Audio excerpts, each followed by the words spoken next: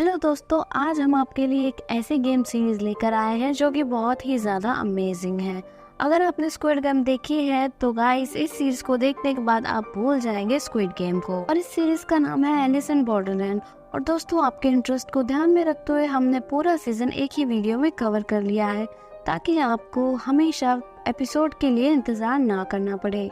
Video को start करने से पहले इस गेम सीरीज का कॉन्सेप्ट हम आपको क्लियर कर देते हैं। तो कॉन्सेप्ट यह है कि लोग अचानक से एक ऐसी दुनिया में ट्रांसपोर्ट हो जाते हैं जहां पर जिंदा रहने के लिए अजीब और खतरनाक गेम्स खेलने पड़ते हैं। दोस्तों, गेम खेलने पर आपको कुछ दिनों की जिंदगी मिलती है और जैसे ही टाइम लिमिट कंप्लीट होता है आपको दोबारा से गेम खेलना होता है और उसमें आपको जीतना होता है। अगर आप गेम नहीं खेलते हैं टाइम लिमिट कंप्लीट होने पर तो आपको मार दिया जाता है।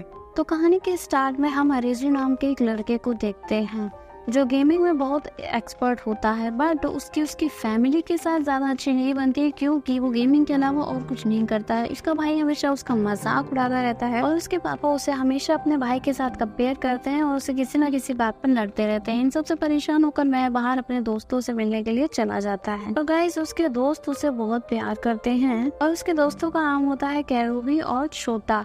वह दोनों से मिलता है और दोनों एक जगह पर खड़े होकर कुछ बातें करने लगते हैं। अब तीनों डिस्कस कर रहे थे अपनी प्रॉब्लम्स के बारे में, तभी उन्हें मस्ती सोचती है और वो भीड़ में मस्ती करने लगते हैं। तीनों की अपनी अपनी प्रॉब्लम्स हैं, लेकिन उनकी सबसे बड़ी खुशी है तीनों की दोस्ती।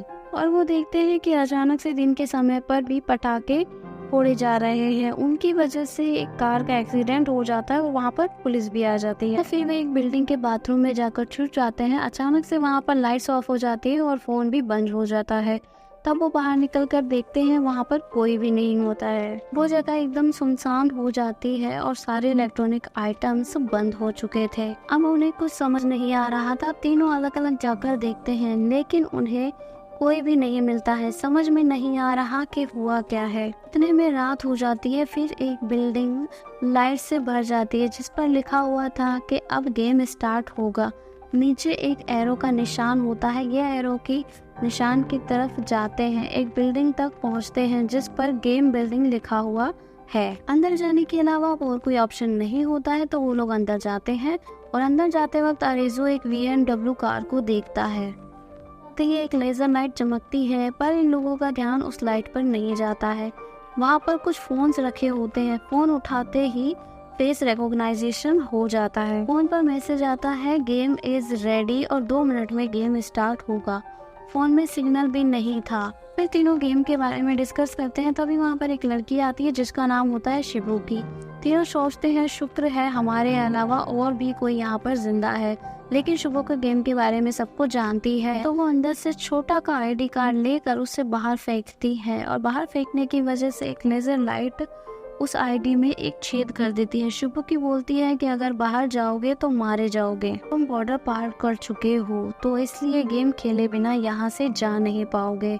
और एक स्कूल गर्ल तभी वहाँ पर आ जाती है। ये लोग उसे रोकने की कोशिश करते हैं यहाँ मत आओ, लेकिन वो लेजर पार करके अंदर आ जाती है। अब फोन की स्क्रीन पर गेम का टाइमिंग दिखाया जाता है और फोन पर 3 डेज लाइफ वाला कार्ड दिखाया जाता है, जिसका मतलब ये है कि यह गेम 3 नंबर तक की मुश्किलें सामने आएंगी। गेम का नाम है मौत और जिंदगी। एक रूम में 2 दरवाजे होंगे। जिंदा रहने के लिए सही दरवाजा चुनना होगा और हर रूम के लिए एक निर्धारित समय होगा। उसी समय में सही दरवाजा चुनना होगा। फिर फर्स्ट रूम में पहुंचते हैं। वहाँ पर 2 दरवाजे होते हैं, एक दरवाजे पर जिंदगी और एक पर मौत लिखा होता है। अब समय निकल रहा था, उनके पास सिर्फ 2 मिनट थे। अरोजी को यह सब कुछ ठीक नहीं लगता, लेकिन छोटा ये सब कुछ मजाक समझ रहा था और वह वहाँ पर वीडियो बनाने लग जाता है। शिबुकी उनसे जल्दी से गेम खेलने को बोलती है, जिस पर उन्हें उस पर शक होता है तो बोलते हैं कि तुम ये दरवाजा क्यों नहीं खोलती।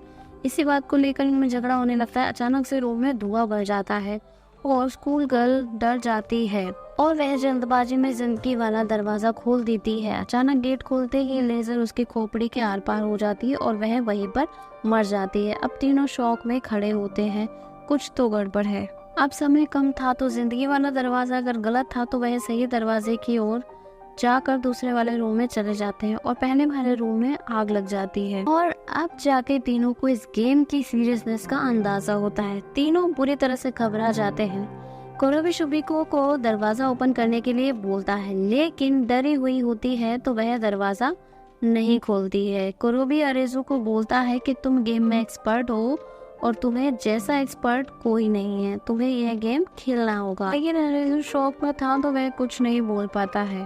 तो कोरोबी उसे 2-4 घूंसे मारता है और उसके दिमाग की बत्ती जलती है। फिर सोचने लगता है और उसे एक दरवाजे की तरफ इशारा करता और बोलता है कि यही सही दरवाजा है, इसी में चलो। वो सभी अगले रूम में पहुंच जाते हैं और पिछले रूम में आग लग जाती है और उनकी जिंदगी बच जाती है। और तभी वह अपने ब्रिलियंट दिमाग का उदाहरण देते हुए बताता है कि इस बिल्डिंग के बाहर एक कार खड़ी थी जिसकी लेंथ 4 मीटर और 9 सेंटीमीटर है, और लिफ्ट में आते वक्त उसने बिल्डिंग का मैप देखा था जो कि स्क्वायर शेप का था, और उस कार की लंबाई और रूम की लंबाई को कैलकुलेट किया जाए तो सॉल्यूशन निकल सकता है। उसे एक पेपर और पेन चाहिए। पेपर पेन मिलते ही वह अपनी मेमोरी से एक मैप बनाने लगता है और बताता है कि बिल्डिंग में कितने रूम्स होंगे। पहले वाले रूम में स्कूल गर्ल जाकर मतलब मर गई थी, मतलब कि हमारा रूम पहले वाले रूम के पास वाला रूम नहीं है, और सेकंड रूम को क्रॉस करके हम ठीक रूम में जिंदा पहुंच गए। तो सेकंड रूम में जो दरवाजा नहीं खुला वही मौत वाला रूम का दरवाजा है, और यही इस गेम का ट्रिक है। अब उसी की बातें सुनकर सभी लोग खुश हो जाते हैं और इस फॉर्मूले को अप्लाई करके हर रूम को ठीक तरीके से खोल लेते हैं। अब वक्त निकला जा रहा था और अब ये लास्ट रूम में आ गए थे। यहाँ पर छुपा हुआ था एक बड़ा ट्विस्ट। फॉर्मूले के हिसाब से इस रूम में 2 दरवाजे होने चाहिए, जिसमें एक रूम का दरवाजा बिल्डिंग के बाहर जाता है लेकिन सामने दरवाजे की जगह दीवार होती है, और दूसरे दरवाजा होगा जहाँ पर स्कूल गर्ल जाकर मर गई थी। अब ये क्या करेंगे? अब डर और टेंशन के मारे सभी के पसीने छूट रहे थे। अरेजू के दिमाग की बत्ती जलती है और छोटा से वह वीडियो दिखाने के लिए कहता है जो छोटा ने फर्स्ट रूम में बनाई थी। वीडियो में वह देखता है कि जब दरवाजा खुलता है तो आगे कोई दरवाजा नहीं बल्कि एक दीवार थी। वह एक डेड एंड था, मतलब हमें कंफ्यूज करने के लिए फर्स्ट रूम और इस रूम के बीच में एक दीवार है, ना कि दरवाजा। इस रूम का सही दरवाजा यही है, यह बोलकर सभी लोग उस रूम से बाहर निकल जाते हैं, और निकलते ही वहाँ पर आग लग जाती है। सबसे लास्ट में छोटा रहता है तो उसका पैर जल जाता है, और इस तरह से बड़ी मुश्किल से वो इस गेम से बाहर निकल पाते हैं, जिसके लिए वह थैंक यू कहते हैं अरेजू को। बाहर निकलकर सभी लोग रिलैक्स करने लगते हैं। इस गेम को विन करने के लिए उन्हें एक कार्ड मिलता है, 3 नंबर का कार्ड, जिसका मतलब यह है कि अब उन्हें 3 दिन का वीजा मिल गया है। और ये लोग कंफ्यूज होकर सोचते हैं कि यह कहाँ जाने का वीजा है। तभी वहाँ पर एक बुजुर्ग आकर कहता है कि अब मैं ये गेम्स नहीं खेलूंगा, मेरा वीजा खत्म हो चुका है। तभी एक ऊपर से एक लेजर लाइट आकर अब उस बेचारे की खोपड़ी में छेद कर देती है और वह वहीं पर मर जाता है। फिर ये लोग समझ जाते हैं कि यह वीजा जिंदा रहने का वीजा है। अब ये लोग बाहर जाकर देखते हैं कि ऊपर से लेजर लाइट्स गिर रही है, मतलब कि हर सेकंड किसी न किसी गेमर का वीजा खत्म हो रहा है और वह मर रहा है। फिल्म में दिखाते हैं कि एक लड़की बिल्डिंग के ऊपर से खड़ी होकर लेजर लाइट्स को देख रही होती है। वह बहुत ही कॉन्फिडेंट मालूम होती है। यह इस सीरीज की हीरोइन उसागी है, और यहीं पर एपिसोड 1 खत्म होता है। सेकंड एपिसोड में हम देखते हैं कि उसागी एक प्रोफेशनल माउंट क्लाइंबर है और वह अपने पापा के साथ पहाड़ों पर चढ़ती है, और अब वो मन ही मन में अपने पापा से प्रॉमिस करती है कि मैं आखिरी दम तक जिंदा रहने के लिए लड़ूंगी। अगले सीन में तीनों फ्रेंड्स और शिबुकी को दिखाते हैं। उन्हें अब 3 दिनों का वीजा मिल चुका है, तो उन्हें इन 3 दिनों में यह पता लगाना है कि अब आगे क्या होगा, तो वह इस रिसर्च में लग जाते हैं। रेजू हर एक कार को खोलकर देखता है और एक कार में उसे सड़ी हुई सब्जियां मिलती हैं। वो चौंक जाता है कि कल ही तो सारे लोग गायब हुए थे, अचानक से एक ही दिन में सारी सब्जियां कैसे सड़ सकती हैं। दूसरी ओर कोरोबी और शिबुकी खाने की चीजें देख रहे थे। रात को वो लोग बातें करते हैं कि आखिर यह सब कुछ हो क्या रहा है। शिबुकी बताती है कि तुम्हारे आने से पहले 1 दिन पहले ये यहाँ आई थी और मैंने एक गेम खेला जिसमें मैं जीत गई थी। वो शिबुकी को चिढ़ाते हुए बोलते हैं कि हाँ जरूर, तुमने दूसरों की लाइफ खतरे में डाल कर ही वह गेम जीता होगा। तो कोरोबी पूछता है कि कल ही तो सारे लोग गायब हुए हैं, तो उससे 1 दिन पहले तुमने कैसे गेम खेल लिया। कहीं तुम टाइम ट्रेवल तो नहीं कर रही हो? शिबुकी कहती है कि कहीं हम किसी सिमुलेशन गेम में तो नहीं फंस गए हैं, मतलब कि वर्चुअल और रियलिटी की दुनिया या फिर इमेजिनेशन की दुनिया में। अरेजू कहता है कि नहीं, अगर ऐसा होता तो छोटा को चोट नहीं लगती और उसे ना ही दर्द होता, क्योंकि सिमुलेशन गेम में दर्द नहीं होता। सच चाहे कुछ भी हो, हम इस गेम में फंस चुके हैं और हमारे पास सिर्फ 3 दिन है। इस गेम से बाहर निकलने का बस एक ही रास्ता है, गेम बनाने वाले का पता लगाना। कॉर्बी अरेजू से कहता है कि छोटा हमारे साथ अगले लेवल पर नहीं जा सकता है क्योंकि वह घायल है। अरेजू पहले तो मना कर देता है, लेकिन कोरोबी उसे कन्विंस कर लेता है। तो फिर कोरोबी और अरेजू शिबुकी और छोटा के बिना ही अगला गेम खेलने चले जाते हैं। इस दुनिया में हर पल कई सारे गेम चलते रहते हैं। अगर आप चाहें तो गेम खेलकर वीजा बढ़वा सकते हैं। तो अब अरेजू और कोरोबी गेम खेलने वाली बिल्डिंग में पहुंच जाते हैं और वहां पर पहुंचती है हमारी हीरोइन उसागी। वह उस गेम के बारे में खूब अच्छे से जानती है, तो आते के साथ ही वह फोन में अपना फेस रजिस्टर कर लेती है। फिर वहां पर एक कैब वाला लड़का आता है, वो शायद इस गेम को फर्स्ट टाइम खेल रहा है, तो काफी कंफ्यूज वो दिखाई पड़ता है और सबसे पूछता है कि यहाँ पर क्या हो रहा है, लेकिन किसी के पास उसे जवाब देने के लिए टाइम नहीं था। अब यहाँ पर कुछ लोगों को इंट्रोड्यूस करवाया जाता है जिन्हें हम ध्यान में कर लीजिए। इस ब्लैक टी शर्ट वाले का नाम है बीटी और दीवार के पास जो लड़का खड़ा है उसका नाम है हुडी। देखने में वह बहुत ही कूल और शांत लगता है। गेम खेलने की इस जगह पर पावर होती है, जबकि बाहर पावर नहीं होती है। हुडी अपना एक डिवाइस चार्ज कर रहा होता है। उसका यह कूल बिहेवियर देख के अरेजो सोच में पड़ जाता है। फिर गेम स्टार्ट होता है। फोन की स्क्रीन पर एक कार्ड आता है। तभी एक आदमी आकर एक्सप्लेन करता है कि कार्ड का नंबर ही गेम की डिफिकल्टी को बताता है। इस कार्ड का नंबर है 5 ऑफ स्पेड, मतलब कि इतनी ज्यादा डिफिकल्टी नहीं होगी। इसी तरह नंबर और सिंबल के अनुसार गेम मुश्किल या बहुत मुश्किल होगा पता चलता है। अगर डायमंड मिलता है कार्ड में तो दिमाग रिलेटेड गेम होगा। अगर हार्ट मिलता है तो गेम के अंदर आपके फीलिंग्स के साथ खेला जाएगा, जो कि आपके लिए बहुत ज़्यादा मुश्किल रहेगा। इस तरह से वह एक्सप्लेन करता है। फिर इस गेम की डिटेल्स बताई जाती है। यहाँ पर 13 प्लेयर्स हैं जिन्हें एक आदमी के अगेंस्ट खेलना होगा। यहाँ पर बहुत सारे रूम्स हैं जिनमें से एक रूम का रास्ता इनकी जिंदगी का रास्ता होगा। टाइम लिमिट पूरी होने से पहले इन्हें लोगों को ढूंढना होगा और डैगर नाम का आदमी इन पर हथियारों से अटैक करेगा। इन्हें उससे लड़ना भी होगा और अगर इन्होंने 20 मिनट में उस रूम का पता नहीं लगाया तो पूरी की पूरी बिल्डिंग ब्लास्ट हो जाएगी और सभी के सभी लोग मारे जाएंगे। दूसरी ओर शिबुकी छोटा को बेला फुसला रही थी कि मैं हमेशा तुम्हारे साथ ही रहना चाहती हूँ क्योंकि मुझे तुम बहुत अच्छे लगते हो। वह कुछ प्लान कर रही थी क्योंकि वो हमेशा अपना काम निकलवाने के लिए दूसरों का फायदा उठाती है। अब दूसरी ओर गेम शुरू हो चुका है और वो हर एक रूम को चेक कर रहे होते हैं। अचानक से गन शूट की आवाज आती है। वह आगे देखते हैं कि वहां पर एक आदमी मरा पड़ा हुआ है और अब डैगर गेम में उतर चुका है और उसका पहला टारगेट वह आदमी था। अब सभी लोग डर जाते हैं, वहां से भाग जाते हैं, लेकिन हुडी ऊपर खड़ा होकर सारी एक्टिविटीज को देख रहा होता है। अब वो पूरा गेम वहीं से देखेगा और जो भी सही रूम को ढूंढेगा वह उसके साथ चल पड़ेगा। अरेजो डैगर को देखता है जो कि बहुत ही स्ट्रॉन्ग है। उसके पास एक गन है और उसने घोड़े जैसा मास्क पहना हुआ है। अरेजो और कोरोबी उससे बच जाते हैं, लेकिन उसके साथ ही उसके हाथों एक एक करके मारे जा रहे थे। अरेजो नोटिस करता है कि मास्क की वजह से डैगर सिर्फ सीधा देख सकता है। ये जानकर अरेजो चिल्लाकर कहता है कि हम सब मिलकर इस डैगर को चकमा दे सकते हैं। फिर हुडी हंसने लगता है। वह कहता है कि यहाँ पर हर किसी को अपनी जान की पड़ी है, कोई भला मिलकर क्यों खेलेगा। तब उसागी की आवाज आती है कि हमारा टारगेट इस फ्लोर में है। फिर वो दूसरे फ्लोर पर चढ़ जाती है। हुडी देखता है, अरे ये क्या, ये लोग तो वाकई में साथ मिलकर गेम खेल रहे हैं। तभी कैप वाला लड़का एक दरवाजा खोलने जाता है। फिर डैगर उसके पीछे से उसे गोलियां चलाने लगता है। डैगर दूर था, उसे गोलियां नहीं लगती है। फिर अरेजू आकर उसे बचा लेता है। कोरोबी कहता है कि डैगर के रहते हुए हम गेम में आगे नहीं बढ़ सकते हैं। सबसे पहले हमें डैगर को खत्म करना होगा, लेकिन सिर्फ चाकू से भला हम क्या कर पाएंगे।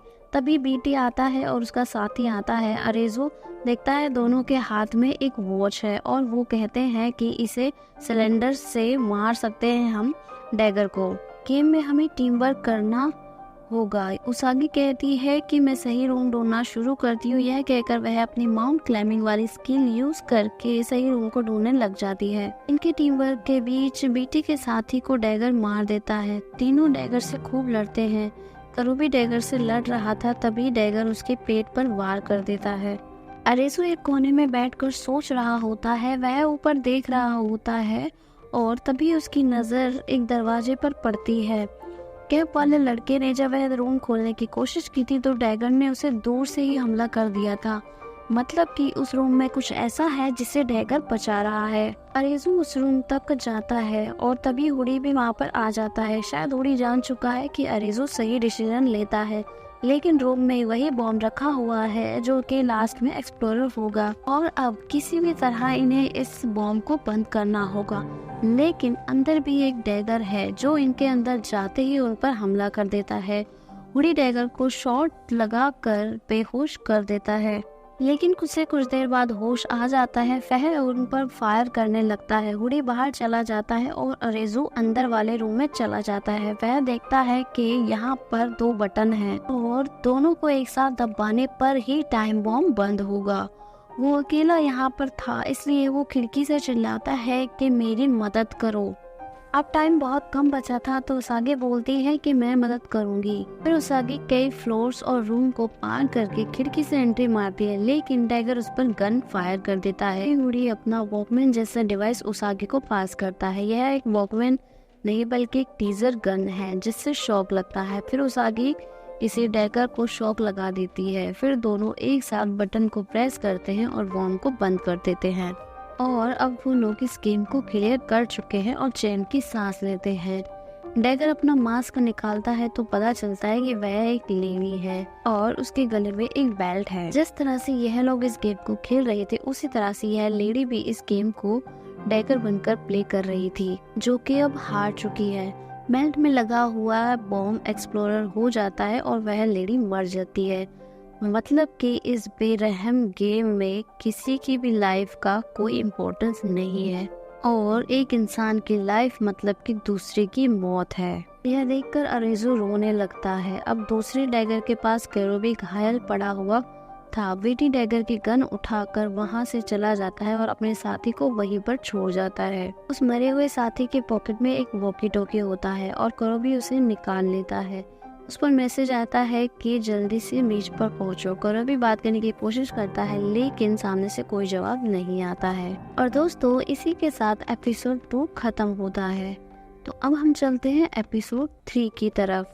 एपिसोड 3 में अरेजो भूखा प्यासा एक सड़क पर भिखारी की तरह पड़ा रहता है और कहता है कि एक दिन मैं भी मर जाऊंगा लेकिन आगे गेम्स नहीं खेलूंगा।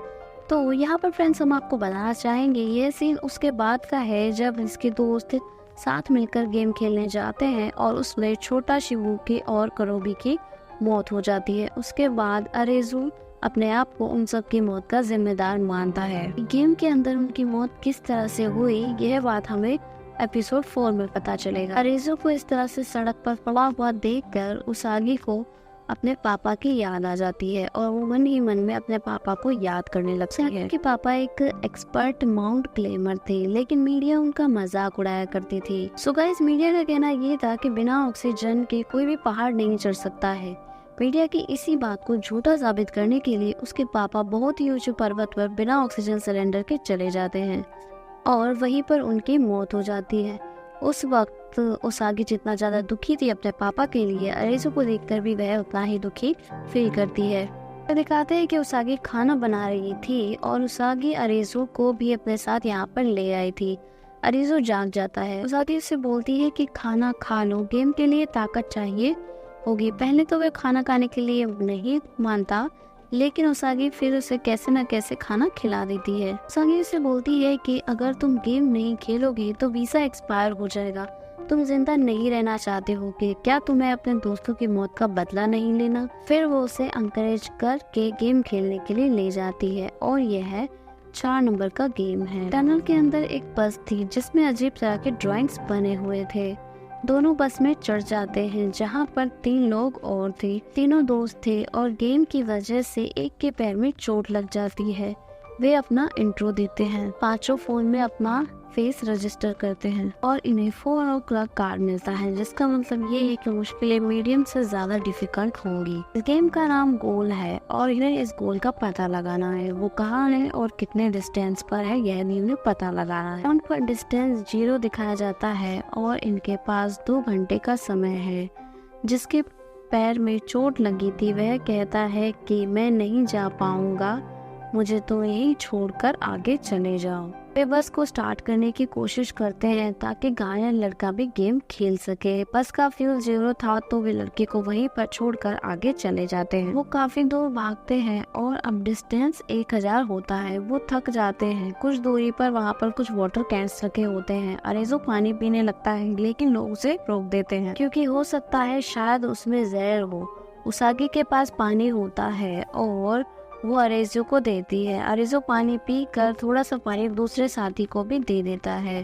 वो लोग सोचने लगते हैं कि ये कैसा है भाई, अपनी जान बचाने के साथ साथ सभी का ख्याल रख रहा है। पानी पीकर वे भागने लगते हैं। आगे कुछ दूरी पर अंधेरा था, वहाँ पर उन्हें एक ब्लैक पैंथर दिखाई देता है।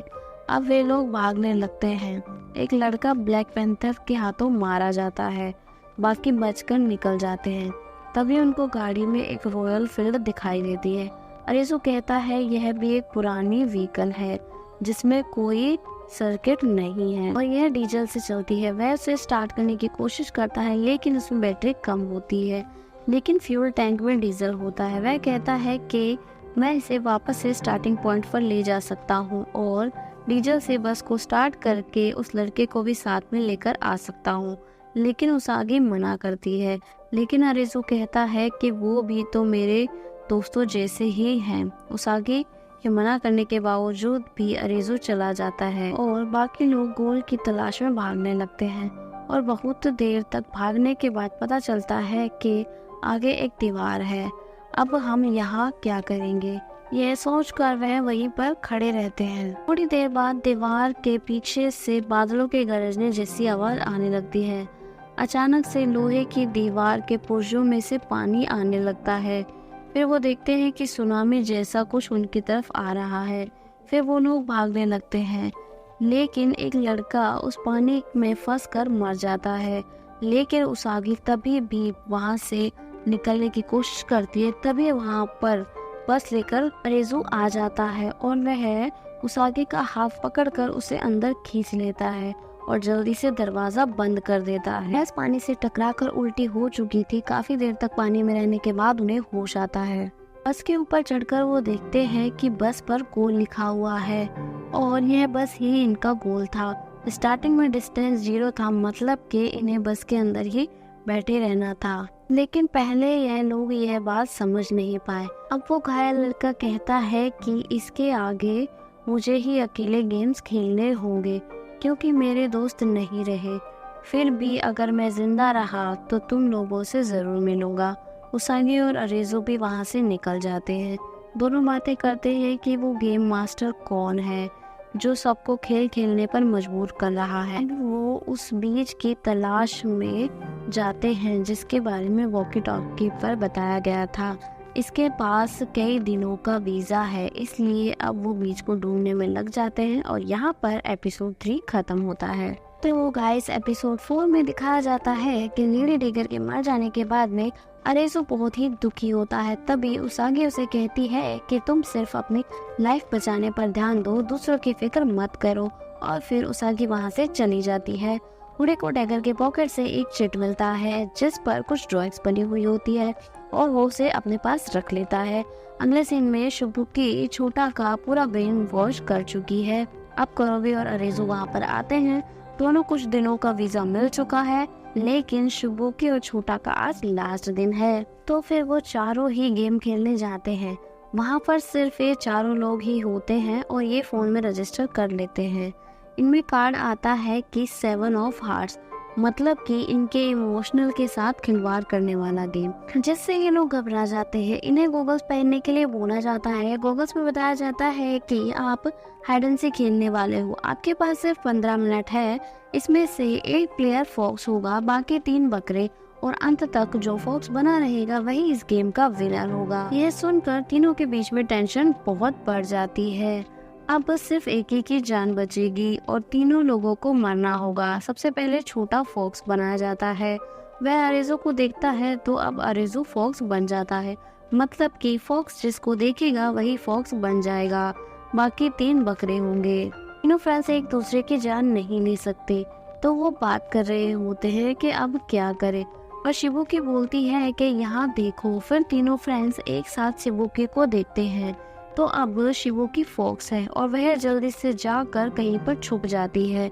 उसका प्लान यह है कि वह गेम के अंत तक किसी को भी नहीं देखेगी और वह बच जाएगी। और तीनों दोस्त खत्म। अब तीनों मिलकर शिबुकी को ढूंढने लगते हैं। अब अरेजो चिल्लाकर कहता है कि 15 मिनट बाकी है हमारे पास, जब तक हम कुछ ना कुछ बचने का तरीका निकाल सकते हैं। लेकिन शिबुकी अपनी जगह पर छुपी रहती है। करुबी उसका पता लगा लेता है और जल्दबाजी में उसे देखने के लिए मजबूर करता है। अब करुबी फॉक्स बन गया था। वह वहां से निकलने वाला ही होता है, तभी शिबुकी नहीं छोड़ती और उसे घायल पेट पर पंच मारती है। वहां पर अरेजो आ जाता है और अब अरेजो फॉक्स बन गया था। शिबुकी उसके पीछे जाने लगती है। अरेजो समझाता है कि मेरे पास मत आओ, हम यहाँ से निकलने का कुछ ना कुछ तरीका निकाल सकते हैं। पर शिबुकी तो शिबुकी है, शिबुकी नहीं मानती। अरेजो के पास जाती है, तभी वहाँ पर छोटा आकर शिबुकी को रोक लेता है और कहता है कि भागो अरेजो, लगता है तीनों दोस्त एक साथ मिलकर गेम खेलेंगे। लेकिन अचानक से कोरोबी चाकू लेकर अरेजो के पीछे जाता हुआ कहता है कि तुम अकेले ही बचना चाहते हो अरेजो। अरेजो चुप होकर और गॉगल को निकालने की कोशिश करने लगता है, लेकिन वह निकाल नहीं पाता। उसे ये उस डैगर लेडी का चेहरा याद आता है और वह रोने लग जाता है। फिर वो याद करने लगता है कि उसकी फैमिली उसके साथ किस तरह से बिहेव करती थी। हमेशा उसे अपने भाई से कंपेयर किया जाता था और उसे हमेशा नीचे दिखाया जाता था। इतनी परेशानी के बीच भी उसके दोस्त हमेशा उसका सपोर्ट करते थे और फैमिली से भी ज्यादा उसके दोस्त उसे प्यार करते थे। ये सारी बातें याद करके अरेजो खूब फूट कर रोने लगता है और अपने दोस्तों से कहता है कि यार मेरी लाइफ भी कोई लाइफ है। मुझे तो अपने घर में ही कुत्तों की तरह ट्रीट किया जाता है, लेकिन तुम लोगों में ही मेरी जान बसती है। तुम दोनों को मार कर मैं अकेला जिंदा रहकर क्या करूँगा। मुझे अपने पुरानी लाइफ में वापस भी नहीं जाना है। तुम दोनों में से कोई एक जिंदा रहे वही मेरे लिए काफी होगा। इस तरह से वो अपने सारे इमोशंस अपने दोस्तों के सामने रखता है। अब उसके दोस्तों को भी अपनी फ्रेंडशिप की वैल्यू रियलाइज होती है। युक्ता अपनी जगह नहीं बताता और साथ ही शिबुकी का मुंह भी बंद कर लेता है ताकि उसकी आवाज से अरेजो उसका पता ना लगा सके। अब दूसरी ओर करोबी भी चुपचाप छुप कर बैठ जाता है और करोबी कहता है कि यार अरेजो तू महान है। 1 मिनट के लिए तो मेरा भी ज़मीर बिकने वाला था, लेकिन तूने बचा लिया। तू ही सच्चा दोस्त है। अगर किसी को जिंदा रहना चाहिए था तो वो तुम हो।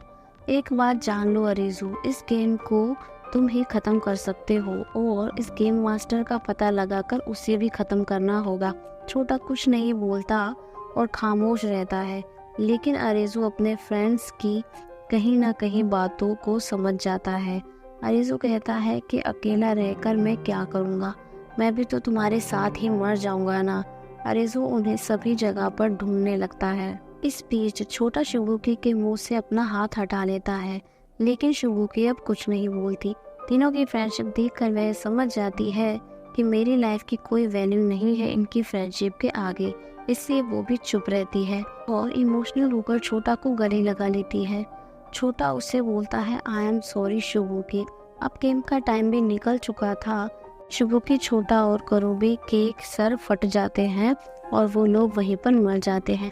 यह देखकर अरेजो खूब जोर जोर से रोने लगता है और यहाँ पर एपिसोड 4 एंड होता है। तो एपिसोड 5 के स्टार्टिंग में अब उसागी और अरेजो बीच की तलाश पे हर जगह पर जाकर हर एक प्लेयर से पूछते हैं कि बीच कहाँ पर है, लेकिन कोई नहीं जानता कि बीच कहाँ पर है।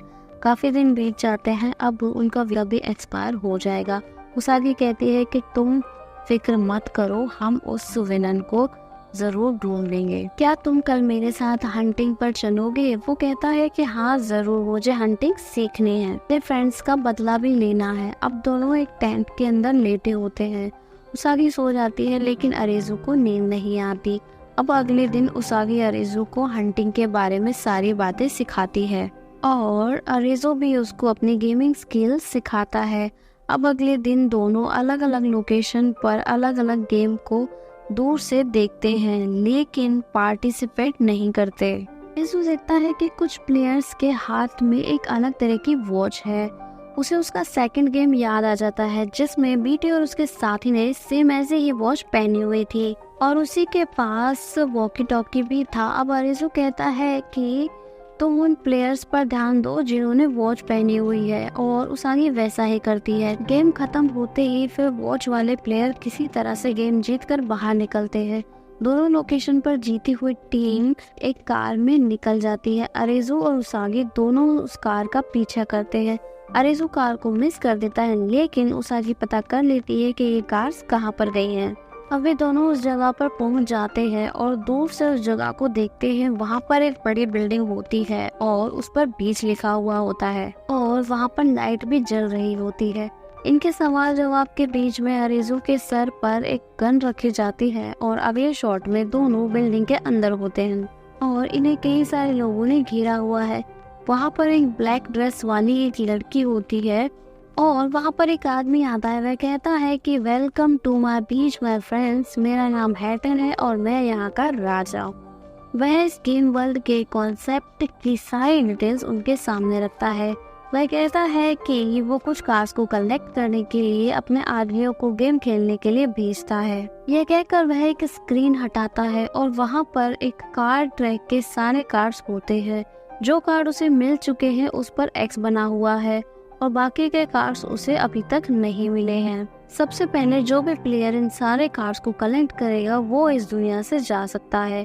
अरेजू पूछता है उस दुनिया से जाने का क्या मतलब है, और तब हैटर एक्सप्लेन करता है, तुम सोच रहे हो कि अचानक से एक दुनिया के बाकी लोग गायब हो गए और तुम जैसे कुछ लोग ही इस दुनिया के गेम वर्ल्ड में फंस गए, लेकिन सच ये है कि तुम असली दुनिया से गायब हो गए हो और इस गेम वर्ल्ड की नई और अजीब सी दुनिया में फंस गए हो। और इस दुनिया से बचने का एक ही रास्ता है कि हर गेम को खेलने के बाद एक कार्ड मिलता है। जो भी हर गेम को खेलने के बाद सारे कार्ड्स कलेक्ट कर लेगा वो इस गेम वर्ल्ड की अजीब दुनिया से बाहर जा सकता है। इसीलिए ये लोग मेरे लिए कार्ड्स कलेक्ट करते हैं। उसागी पूछती है कि क्या सारे कार्ड्स मिलने पर हम सभी लोग बाहर निकल सकते हैं? फिर हैटर कहता है कि नहीं, सिर्फ मैं बाहर निकल सकता हूँ, इसीलिए मैंने ये जगह बनाई है। तुम्हें जो भी चाहिए यहाँ पर सब कुछ मिल जाएगा, बस तुम्हें गेम्स खेलने हैं और अंत में जो कार्ड तुम्हें मिलता है वो लाकर मुझे दे देना। इस तरह से सबसे पहले मैं यहाँ से निकलूंगा, उसके बाद मेरे साथी यानी कि तुम लोग यहाँ से एक एक करके निकल सकते हो और यही यहाँ का रूल है। उसागी कहती है कि तो तुम्हें बचाने के लिए भला मैं क्यों अपनी जान खतरे में डालूं, मैं खुद ही सारे गेम खेल लूंगी और यहाँ से बचकर निकल जाऊंगी। फिर हैटर कहता है कि इतनी स्मार्ट मत बनो लड़की, नमक हरामों की यहाँ पर सजा सिर्फ मौत है, इसलिए सोचना बंद करो और मेरे रूल्स को फॉलो करो। और अब तक तुमने जितने भी गेम्स खेल कर कार्ड मिले हैं वो सारे कार्ड निकाल कर मुझे दे दो। फिर वो हैटर्स को कार्ड निकाल कर दे देते हैं। हैटर कार्ड देखकर बिल्कुल चौंक चुका था, क्योंकि वो सारे कार्ड मुश्किल गेम्स को खेल कर उन्हें मिले थे। हैटर कहता है कि लगता है तुम गेम्स खेलने में बहुत ही ज्यादा एक्सपर्ट हो, इसलिए मैं तुम्हें प्रमोशन देता हूँ। मेरे जाने के तुरंत बाद तुम्हारा नंबर आएगा, तुम्हें भी बचाने का चांस मिलेगा। हैटर कहता है कि मैं तुम्हें यहाँ का सबसे इम्पोर्टेंट रूल बता देता हूँ कि गन्स सिर्फ हमारे पास होंगी, इसलिए सभी लोग स्विमिंग सूट पहनेंगे। अब जाओ बाहर जाकर एंजॉय करो। ये दोनों बाहर जाते हैं तो देखते हैं कि सभी लोग स्विमिंग सूट में हैं और पूल में मजे कर रहे होते हैं। उछल कूद और पार्टी चल रही होती है। अरेजू देखता है कि ये लोग कैसी बेमतलब की जिंदगी जी रहे हैं। तभी एक आदमी चिल्लाता है कि टाइम निकला जा रहा है, सभी लोग तैयार हो जाओ। यहाँ पर सभी लोगों को बता दिया जाता है कि उन्हें कौन सा गेम खेल कर कौन सा कार्ड लेकर आना है। फिर उन्हें कार में बैठा कर गेम स्पॉट वाली जगह पर भेज दिया जाता है। अगर वो गेम में जिंदा रहते हैं तो उसी कार में बैठकर वापस आ जाते हैं और यही उनकी लाइफ है। अब अरेजो और उसागी को भी अलग अलग गेम खेलने के लिए भेजा जाता है। हुडी उन्हें देख रहा होता है। उसके साथ एक लड़की होती है। हुडी लड़की से कहता है कि ये दोनों बहुत इंटेलिजेंट है, हम आगे गेम्स में इनका यूज कर सकते हैं। अब सभी लोगों को अलग अलग गेम खेलते हुए दिखाया जाता है। पीटी को दिखाते हैं कि जो एनिमल को हंट कर रहा होता है। उसागी को दिखाते हैं जो एक फैक्ट्री के अंदर है और यह लगभग 24 रूम वाली फैक्ट्री है। इसके हाथ में एक मैच बॉक्स होता है जिसमें 9 मैच स्टिक्स होती हैं। फैक्ट्री के अंदर 9 मैच स्टिक जलाकर उसे कोडवर्ड का पता लगाना होता है। फिर अरेजो को दिखाते हैं जो एक अंडरग्राउंड एरिया में जा रहा होता है। फोन पर वाटर कवर लगा हुआ होता है। कुछ देर में गेम स्टार्ट होता है। यहाँ पर 7 या 8 प्लेयर्स हैं। तो यह गेम होता है 4 ऑफ डायमंड्स के लिए, यानी कि यह गेम दिमाग से रिलेटेड होगा। इसमें दिमाग लगाकर ही बचा जा सकता है। फिर शॉर्ट्स वाली लड़की कहती है कि यह गेम सिर्फ और सिर्फ अरेजू खेलेगा क्योंकि यह उसका टेस्ट है। बाकी लोग डर जाते हैं क्योंकि यह नया है, अगर इससे कुछ गलती हो गई तो हम सब लोग मारे जाएंगे। लेकिन वो लड़की अपनी बात पर अड़ी रहती है। स्टार्टिंग में रूम में पानी गिर रहा होता है और अगले रूम में एक बल्ब होता है और उसका ठीक स्विच इस रूम के 3 स्विच में से एक होता है।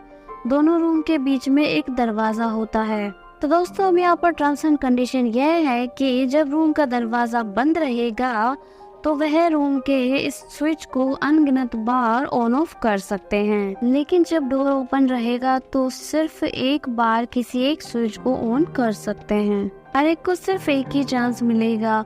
उन्हें पता लगाना है कि अगले रूम के बल्ब का सही स्विच कौन सा है। मुश्किल यह है कि दरवाजा बंद होगा तो कैसे पता चलेगा कि कौन से स्विच से बल्ब जल रहा है, कौन से नहीं। अब समझे इन बेचारों की मुश्किल। ऊपर से एक तरफ और मुश्किल अंदर गिर रही थी, मतलब कि पानी का जो लेवल था वो बढ़ता जा रहा था क्योंकि ऊपर मेटल का एक सामान लगा हुआ है जो कि जैसे ही पानी को टच करेगा तो ये सब लोग करंट से मारे जाएंगे। इन सब की टेंशन में गेम शुरू हो चुका था और एक बेवकूफ लड़की उस मेटल को टच कर लेती है और करंट से वहीं पर शॉक से मर जाती है। फिर वहाँ पर क्वीनी नाम की एक लड़की अरेजो से जल्दी से कुछ करने के लिए कहती है। अरेजो कहता है कि जल्दी से डोर को बंद कर दो। डोर बंद करने के बाद में अरेजो स्विच ए को ऑन करता है और काफी देर तक वेट करता है। बाकी लोग कहते हैं कि इतनी देर तक क्या कर रहे हो। बहुत देर बाद वो स्विच को ऑफ करके डोर को ओपन करने के लिए कहता है। अब सिर्फ एक चांस मिलेगा और सही स्विच को ऑन करना होगा। अब अरेजू स्विच बी को ऑन करता है लेकिन बल्ब नहीं जलता है। डोर खुला हुआ है इसलिए अब अरेजू का एक और चांस खत्म हो गया है। अब वो किसी भी स्विच को टच नहीं कर सकता। अब अरेजू क्वीनी से कहता है कि तुम बल्ब को टच करके देखो। वो उस रूम में जाकर बल्ब को टच करती है और उसका हाथ जल जाता है, मतलब कि स्विच ए ही सही था क्योंकि उसे ऑन करके अरेजू बहुत देर तक वेट कर रहा था। अगर वह सही स्विच है तो वह गर्म जरूर होगा। स्विच बी तो गलत निकला और स्विच सी तो हो ही नहीं सकता। और इस तरह से थोड़े ही टाइम में सही स्विच का पता लगा के अरेजू सबको बचा लेता है। गेम खेलकर वो लोग वापस आ जाते हैं। अरेजू यहाँ पर उसागी को ढूंढने लगता है। अब उसागी भी अपना गेम विन करके वापस आ जाती है। दोनों बातें कर रहे होते हैं। तभी वहाँ पर एक ब्लैक ड्रेस में कुछ लोगों की एंट्री होती है। उनके पास गन्स होती हैं और यहाँ पर 2 टीम्स है। एक टीम हैटर की होती है और दूसरी टीम होती है ब्लैक ड्रेस वाले की जिसका नाम अबूनी होता है। वो अरेजू के पास जाता है, उसागी को चिढ़ाता है। दूसरा आदमी कहता है कि अबूनी इस लड़की का पैर तोड़ दो और तब हैटर आकर कहता है कि वो मेरा आदमी है, उसे हाथ मत लगा। और फिर दोनों में कुछ अंडरस्टैंडिंग होती है और वो चले जाते हैं। फिर ये बताती है कि अरेजू एक जबरदस्त गेमर है, उसकी इंटेलिजेंस का कोई जवाब नहीं। फिर अरेजू को वो लोग एक मीटिंग में ले जाते हैं। वह बताते हैं कि कुछ जरूरी कार्ड्स हमें मिल चुके हैं लेकिन कुछ जरूरी कार्ड्स अभी भी हमें नहीं मिले हैं। इतना ही नहीं, अब तक किसी भी गेमर को इनमें से किंग क्वीन जैसे स्पेशल कार्ड नहीं मिले थे। हेडर कहता है कि स्पेशल कार्ड को भूल जाओ, सिर्फ 10 ऑफ हार्ट्स कार्ड की ज़रूरत है। कार्ड के लिए मुझे हाई डेफिशिएंसी वाला गेम खेलना होगा और इस गेम में इमोशन के साथ खेला जाता है। आज मेरा वीज़ा ख़त्म हो जाएगा, इसलिए मैं आज गेम खेलूंगा, लेकिन जाने से पहले ये जरूर जानना चाहूँगा कि मेरी जगह कौन लेना चाहेगा। तब ये हमें पता चलता है कि सभी लोग कुछ ना कुछ प्लान कर रहे हैं। अब अरेजो थक हार कर सो जाता है। उसागी उसे जगाती है। अरेजो कहता है कि गेम्स खेलकर यहाँ से बचने से पहले हमें इन दोनों से पीछा छुड़ाना होगा। हमें पता न लगाना होगा कि हेडर नाम का ये आदमी असल में कर क्या रहा है और दूसरी ओर अगुनी का क्या प्लान है। फिर अरेजो हर एक से जाकर पूछताछ करता है कि आखिर वो लोग यहाँ पर क्यों टिके हुए हैं, यहाँ से बाहर क्यों नहीं निकलते। लेकिन सभी यही कहते हैं कि यहाँ रहना उनके लिए काफी खुशी की बात है। एक आदमी कहता है कि एक आदमी यहाँ से बाहर गया था, लेकिन बाहर जंगल के अलावा कुछ नहीं है। तब दो लड़कियों को बात करता देख अरेजो उनके पास जाता है और वो दोनों लड़की अरेजो को देखकर वहाँ से भाग जाती हैं। वहाँ एक कचरे के डब्बे को शीट कवर से कवर किया होता है। शीट हटाकर अरेजो देखता है तो वहाँ पर सड़ी गली लाशें पड़ी हुई होती हैं। अगुनी की टीम ने उन्हें मार डाला था। अब हुडी आकर कहता है कि यहाँ के रूल्स अगर फॉलो नहीं किए तो तुम्हारा भी यही हाल होगा। फिर वो अरेजो को छत पर ले जाते हैं। अब साथ में क्वीनी भी है। हुडी कहता है कि तुम सबसे पूछताछ क्यों कर रहे हो। अरेजो कहता है कि मैं उस आदमी की तलाश कर रहा हूँ जिसने मेरे फ्रेंड्स को मार डाला। मैं इस गेम वर्ल्ड के गेम मास्टर को जान से मार डालना चाहता हूँ। इतना ही नहीं, मैं उसागी को भी खोना नहीं चाहता हूँ। लेकिन अरेजो, हम कार्ड कलेक्ट करके एक एक करके ही यहाँ से बाहर निकल सकते हैं। हेडर के बाद में हागुनी बैठा हुआ है। हमारा नंबर आते आते तो सालों निकल जाएंगे, इसीलिए ये पॉसिबल नहीं है, लेकिन मेरे पास एक प्लान है। अगुनी हेडर को कभी जाने नहीं देगा और मौका मिलते ही वो हेडर को खत्म कर देगा। आज रात हेडर अपना आखिरी गेम खेलने जा रहा है और तुम देख लेना, वह गेम विन नहीं करेगा बल्कि उसकी लाश ही वापस आएगी। फिर अगुनी इस बीच का हेड बन जाएगा। फिर तो इस जगह को और यहाँ के लोगों को कोई नहीं बचा सकता। इससे पहले कि ऐसा हो, हमें हेडर के सारे कार्ड लेकर यहाँ से भागना होगा। अचानक से एक इमरजेंसी मीटिंग बुलाई जाती है। अरेजो और हुडी वहाँ पर जाते हैं और वहाँ पर हेडर की लाश पड़ी हुई होती है। फिर हुडी अरेजो की तरफ देखता है, हेडर को गोली लगी हुई होती है। फिर वहाँ पर शॉर्ट्स वाली लड़की आकर पूछती है कि गन्स किस गेम में इस्तेमाल की जाती है, लेकिन कोई भी ठीक ठीक से जवाब नहीं देता। किसी को भी यकीन नहीं होता कि हेडर हालांकि गेम खेलकर कैसे मारा जा सकता है, क्योंकि वो तो एक एक्सपर्ट खिलाड़ी था। अब जो भी हो, हेडर यहाँ पर मारा जा चुका है। अब अगुनी सबको धमकाता है कि खुद को वोट देने के लिए कहता है। अब अगुनी इस बीच का राजा बन चुका है। हेडर ने जो कार्ड्स कलेक्ट किए थे उनको एक सेफ में रखा गया था, जिसका पासवर्ड एक पेपर पर लिख कर सील किया गया था।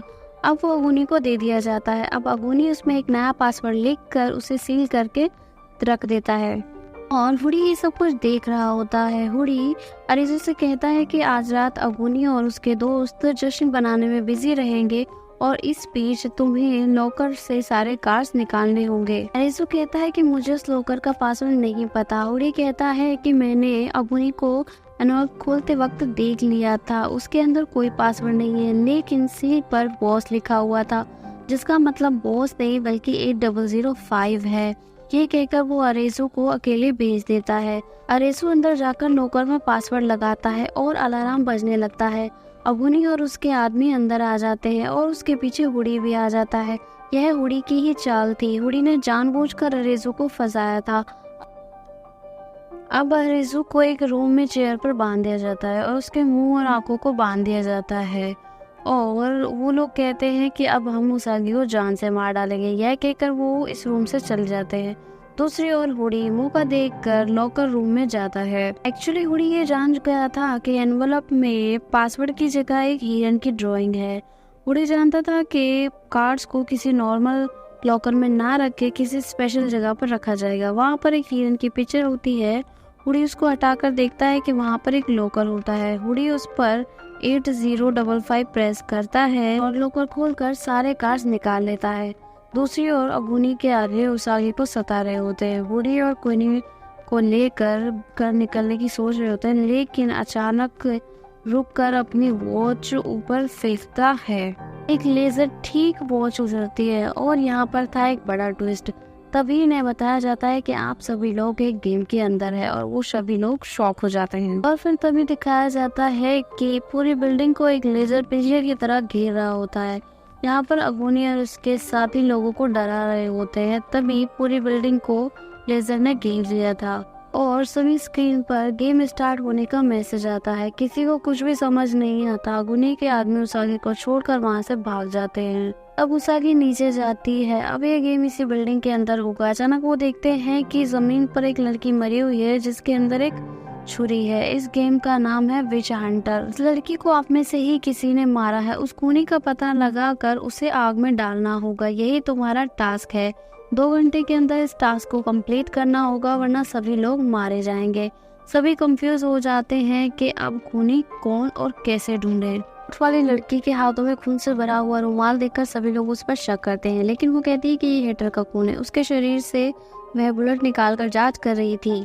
अगुनी के आदमियों ने ही हेटर का खून किया है। मरी हुई लड़की की फ्रेंड भी जिंदा होती है। ये 2 वही लड़कियां जो अरेजू को देखकर भाग गई थी। अब सभी लोग उसी की फ्रेंड पर शक करने लगते हैं और उसे आग में डालने की बात कहते हैं। तो वो आगे कहती है कि बिना किसी सबूत के ऐसे ही किसी को आग में नहीं डाल सकते हैं। खूनी तो तुम लोगों में से भी कोई भी हो सकता है। फिर अगुनी कहता है कि जिसने भी खून किया है वो चुपचाप से सामने आ जाओ, लेकिन कोई नहीं आता। फिर अगुनी सबको आग में डालने का ऑर्डर दे देता है और उसकी आर्मी आंधाधुंध सब पर गोलियां चलाने लगते हैं। इस भाग दौड़ में उसागी अरेजू के लिए एक फोन उठाकर उसकी तलाश में जाती है। यहाँ पर सोच वाली लड़की कुछ ढूंढ रही थी। फिर कोई नहीं वहाँ कर पूछती है कि तुम यहाँ पर क्या ढूंढ रही हो। तो वो कहती है कि मैं फेविक्विक जैसा कुछ ढूंढ रही हूँ। ब्लू से तुम क्या करोगी। फिर वह कहती है मैं इसे चाकू पर लगा कर फिंगरप्रिंट निकाल कर खूनी का पता लगा सकती हूँ। बाहर अगुनी का एक आदमी क्वीनी के सामने तलवार लेकर आता है। क्वीनी कहती है कि तुम जाओ, मैं इसे देखती हूँ।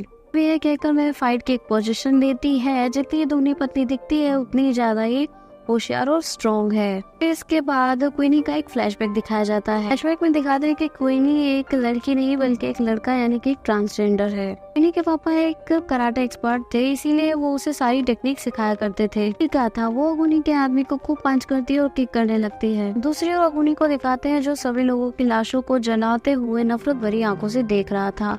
उसागी अरेजू को ढूंढ लेती है। उसागी कहती है कि यहाँ पर 10 ऑफ हार्ट्स का डिफिकल्ट गेम चल रहा है, खूनी का पता लगाना है। अरेजू कहता है कि खूनी हमारे बीच नहीं हो सकता। मैं एक प्लेयर की तरह नहीं बल्कि एक गेम मास्टर की तरह सोचना होगा। जब तक हेटर जीता था यहाँ पर खुलेआम खून नहीं होता था। गेम मास्टर का यह प्लान है कि हेटर के मरने के बाद में दंगा फसाद का माहौल होगा। यहाँ पर शॉर्ट्स वाली लड़की फिंगरप्रिंट का पता लगा लेती है जिससे खूनी का भी पता चल जाता है, लेकिन वो किसी को कुछ बताए उससे पहले अगुनी के आदमी उसे मारकर बेहोश कर देते हैं। अब वो सोचकर अरेजू बोलता है कि खूनी का पता चल चुका है। हॉल में अगुनी उसके खिलाफ बोलने लगता है। अगुनी के आदमी अगुनी के खिलाफ जाकर कहते हैं कि वो इससे ज्यादा शूटिंग नहीं कर सकते और वो इससे ज्यादा अंधाधुंध लोगों को नहीं मार सकते हैं। हम आपका साथ नहीं देंगे। अरेजू कहता है कि सबको शूट मत करो, मैं खूनी का पता लगा सकता हूँ, लेकिन अगुनी अपनी जिद पर अड़ा रहता है और सबको मारना जारी रखता है।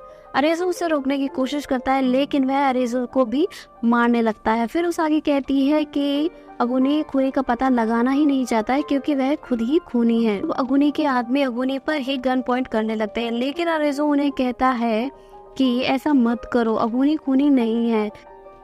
जब मेरे फ्रेंड्स मर गए थे तो मुझे बहुत बुरा लगा था, उतना ही बुरा आज अगुनी को भी लग रहा है। इतना ही नहीं, यहाँ पर सिर्फ गन्स इन्हीं के पास है। अगर वे चाहते तो कब का इस बीच पर कब्जा कर लेते, लेकिन इन्होंने ऐसा नहीं किया। यह कहकर अरेजू सस्पेंस खोलता है। एक्चुअली अगुनी और हेटर दोनों बेस्ट फ्रेंड थे। अगुनी नहीं चाहता था कि कोई भी हेटर के खिलाफ खड़ा हो, इसलिए जो भी हेटर के खिलाफ होता था वह उसे अपनी टीम में शामिल कर लिया करता था और इस तरह से वह अपने बेस्ट फ्रेंड की सुरक्षा किया करता था। फिर आखिरी गेम से पहले अगुनी हेटर से मिला था और उसे समझाया कि इस तरह हर वक्त हम गेम्स नहीं खेल सकते, चलो हम बीच से बाहर चलते हैं। लेकिन हेटर इस बात को नहीं माना और दोनों बेस्ट फ्रेंड थे और वो इस गेम वर्ल्ड के पहले मेंबर थे।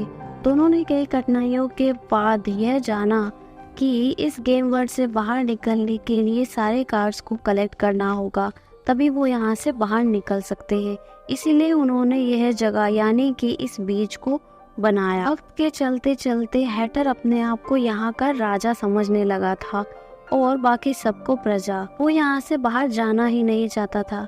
अगुनी ने उसे बहुत समझाया लेकिन लाख कोशिशों के बावजूद भी हैटर नहीं माना। तब जाकर अगुनी ने इस बीच को छोड़कर जाने का फैसला किया, लेकिन हैटर ने कहा कि मैं तुम्हें जाने नहीं दूंगा। यह कहकर वह अगुनी पर गन शूट करने लगता है, लेकिन अगुनी ने अपने बचाव में हैटर पर ही शूट कर दिया था, जिसकी वजह से वह वहीं पर मर गया। और अपने बेस्ट फ्रेंड को मारकर अगुनी खुद से और इस जगह से बहुत नफरत करने लगा था और इसीलिए वह गुस्से में सबको मार डालना चाहता है। और इस तरह से अरेजू पूरी स्टोरी बताता है, लेकिन अगुनी कहता है कि यह झूठ बोल रहा है, मैंने ही हैटर को मारा है और तुम सब मिलकर मुझे मार डालो, मैं मरना चाहता हूँ। वो ऐसा इसलिए कह रहा है क्योंकि हैटर को शूट करने के बाद में उसे हैटर की गन चेक की थी, उसमें एक भी गोली नहीं थी। हैटर यूं ही अगुनी को डरा रहा था, लेकिन अगुनी ने जल्दबाजी में हैटर को शूट कर दिया, जिससे वह मर गया। अब खुद को नफरत करने लगा था। वो सब तो ठीक है, लेकिन इस लड़की का खून किसने किया है? अगर मैं गेम मास्टर होता तो आप लोगों को बताता कि उस लड़की को किसी ने नहीं मारा, उसने खुद को ही चाकू मारा है।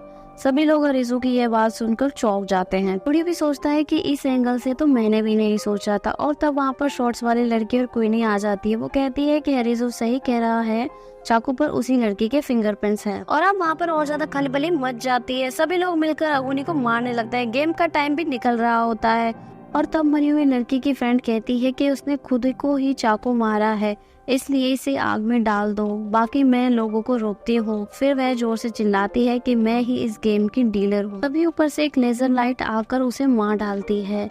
अब सभी लोग शौक में थे। तभी अगुनी का एक आदमी जो शुरू से सब पर अंधाधुंध गोलियां चला रहा था, वह वहाँ पर आ जाता है। वह आग के अंदर से ही सब लोगों पर गन से शूट करने लगता है। इस पागल को लेकर मैं भी मर जाऊंगा, ये सोचकर अगुनी उसको अपने साथ आग में खींचकर ले जाता है और दोनों मर जाते हैं। अब ये जगह एकदम शांत हो जाती है। अब वो सभी लोग मिलकर उस लड़की की लाश को आग में डाल देते हैं। इस तरह से गेम क्लियर हो जाता है और सभी लोग बीच नाम की उस बिल्डिंग से बाहर आ जाते हैं। पूरी बिल्डिंग आग से जल रही होती है और हुडी के हाथ लगता है 10 ऑफ हार्ट्स वाला कार्ड। अरेजू को दिखाते हैं। अरेजू ने मरी हुई लड़की का फोन उठा लिया था। उस फोन में रखी हुई एक वीडियो को अरेजू देख रहा होता है। उस वीडियो में वो सब कुछ रिकॉर्ड किया गया था जो शुरू से वो लड़की और उसकी फ्रेंड के साथ हो रहा था। गेम मास्टर ने दोनों लड़कियों को डरा धमका कर इस गेम में यूज किया था। ये दोनों गेम मास्टर के गेम डीलर बनकर काम कर रही, लेकिन आखिर में अपनी फ्रेंड को मरा हुआ देखकर उस लड़की ने कबूल कर लिया कि वो ही गेम मास्टर की डीलर है। वो नहीं चाहती थी कि और लोग भी मारे जाए। अरेजू और उसागी ने उस वीडियो को देखकर उस जगह का पता लगा लिया था। वीडियो में उन्होंने देखा था कि लड़कियां जब भी गेम मास्टर से मिलने के लिए जाती थी, वहाँ पर कई लोग सिमुलेशन गेम को देखकर एंजॉय करते थे। किसी तरह से ये दोनों सिमुलेशन वाली जगह पर पहुंच जाते हैं, लेकिन यहाँ पर सभी लोग मरे हुए थे और उनके सर पर लेजर का निशान भी था। दोनों चौंक कर उन्हें देख ही रहे होते हैं। तभी वहाँ पर हुडी और क्वीनी भी आ जाते हैं। वह कहता है कि हम कोई वीडियो देखकर यहाँ पर नहीं आए हैं। सेकंड गेम में मुझे डैगर के पॉकेट से एक छोटा सा पेपर मिला था और वह एक मैप था। उस मैप को फॉलो करके ही मैं यहाँ तक आया हूँ, लेकिन हुडी के पास तो सारे कार्ड्स थे। वो चाहता तो यहाँ से बचकर निकल सकता था, लेकिन वो यहाँ से बचकर जाने के बजाय यहाँ पर क्यों आया? वह कहता है कि कार्ड्स ट्रैक में किंग, क्वीन, जैक और एस वाले कार्ड्स भी होते हैं और अब अभी तक उसे कोई भी स्पेशल कार्ड नहीं मिले हैं और उन स्पेशल कार्ड के बिना ट्रैक पूरा नहीं होता है और कोई भी बाहर नहीं जा सकेगा। इस गेम वर्ल्ड के बारे में कुछ ज्यादा ही जानता है। वो इन्हें बताता है कि जब तक हमने कार्ड्स कलेक्ट नहीं किए थे तब तक ये लोग जिंदा थे। जैसे ही हमें कार्ड्स मिल गए, इन सबको मार दिया गया।